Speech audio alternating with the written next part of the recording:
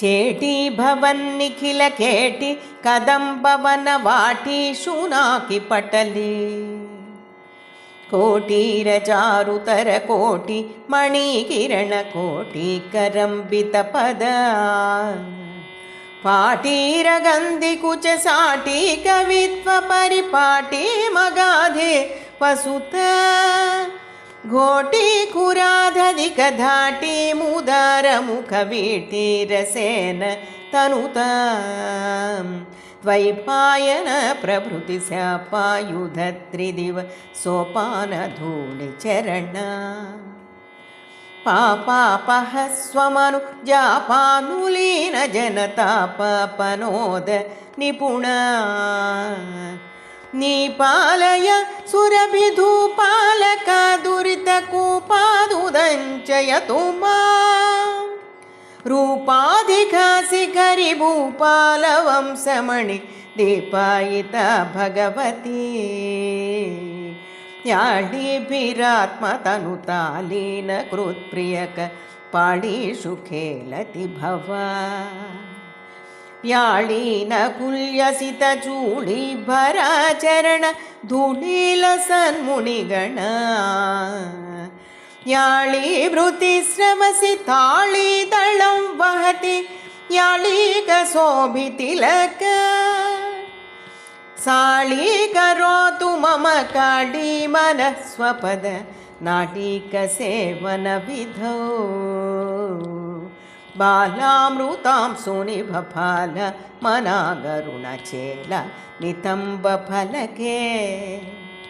कोलाहल क्षपितकालामर कुशलकेलाल शोषणरविः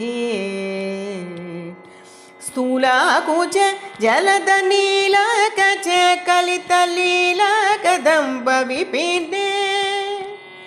शूलायुधप्रणतशील दधातु हृदि शैलाधिराज तनया कंबावती वसविडम्बागळेन नवतुम्बाभ वीणसविधा बिम्बाधर विनतसेम्बायुधादिनि कुरुम्ब कदम्ब विपिने अम्बाकुरङ्गमद जम्बालरोचिरिह लम्बालकादिशतु मे सम्बाहुलेयससि बिम्बाभिराममुख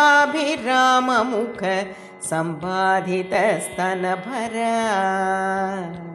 दासायमानसुमहास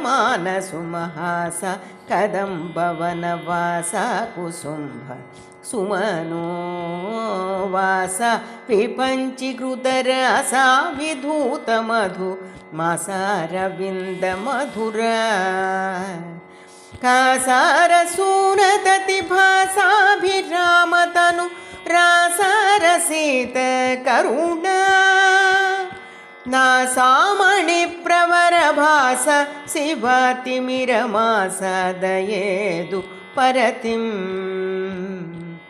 न्यङ्काकरे वपुषि कङ्काळरक्तपुषि कङ्कादिपक्षिविषये त्वं कामनामयसि किं कारणौ हृदय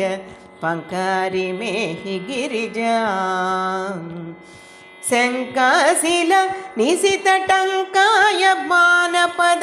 शङ्कासबाणसुमनो झङ्कारी भृङ्गततिमङ्कानुपेतशशि शङ्कासवक्त्रकमलां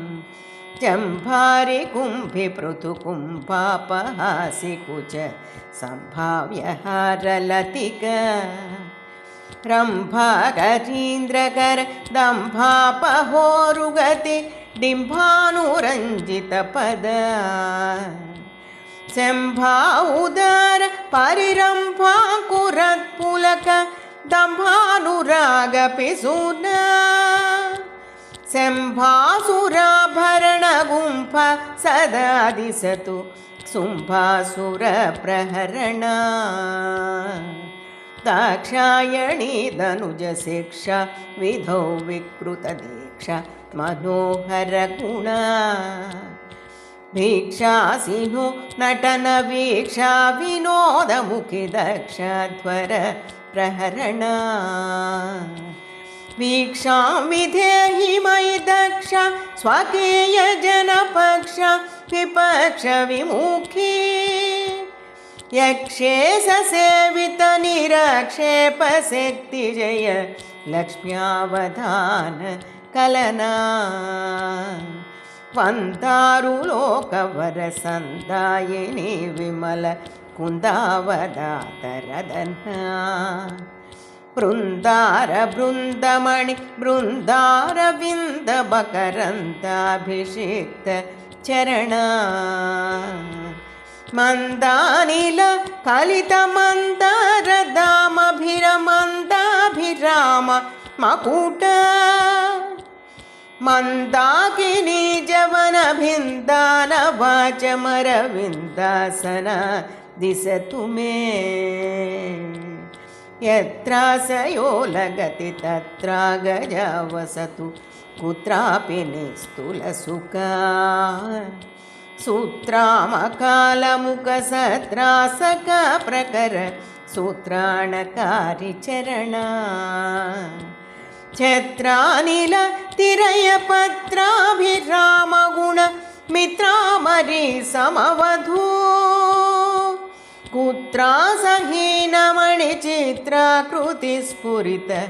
पुत्रादिदान निपुणा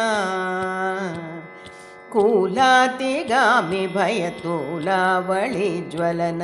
किला निजस्तुतिविधा कोलाहलक्षपितकालामरीकुशल किलालपोषणनभा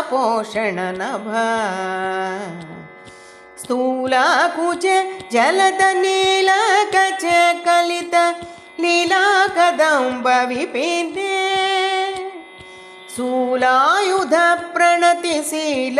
विभातु हृदि शैलाधिराजतनया इन्धानतिरमणिबन्धा भवे हृदयबन्धावतीव रसिका सन्धावति भुवनसन्धारणेऽप्यमृत सिन्धावुदारनिलया गन्धानुभावमुहुरन्थाळिपीतकज बन्धासमर्पयतु मे सन्धामभानुमपि रुन्धानमासुपद सन्धानमप्यनुगता